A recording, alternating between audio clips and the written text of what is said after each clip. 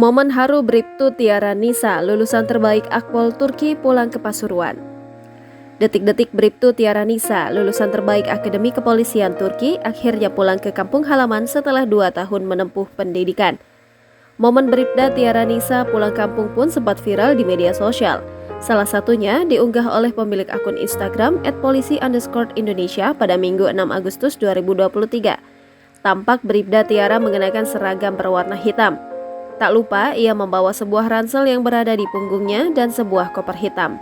Ia memasuki sebuah rumah bercat kuning dan dipenuhi tanaman di sekelilingnya. Saat itu, kondisi rumah Bribtu Tiara terlihat sepi, namun pintu rumah sudah terbuka lebar. Sebelum memasuki rumah, Bribtu Tiara melepas topinya. Ia kemudian mengetuk pintu rumah. Tak berselang lama, muncul seorang pria dan wanita dari dalam rumah. Mereka adalah orang tua Bribtu Tiara.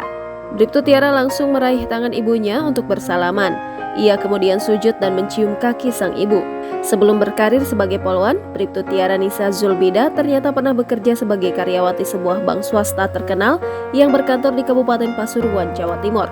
Hal tersebut disampaikan oleh Kabid Humas Polda Jawa Timur, Kombes Pol Dirmanto saat dihubungi tribunjatim.com. Dikatakan Kombes Dirmanto, Bribtu Tiara pertama kali berkarir sebagai anggota Polri ditempatkan sebagai anggota Ditsabara Polda Jawa Timur. Diakui Bribtu Tiara merupakan salah satu polwan di Polda Jatim yang memiliki kecerdasan mumpuni dan kemampuan lebih di bidang bahasa asing.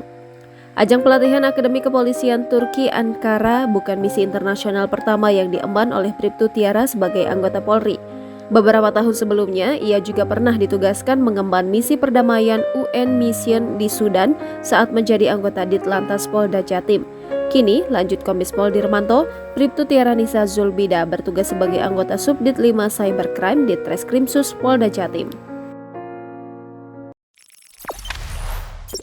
Jangan lupa subscribe, share, komen, dan like ya!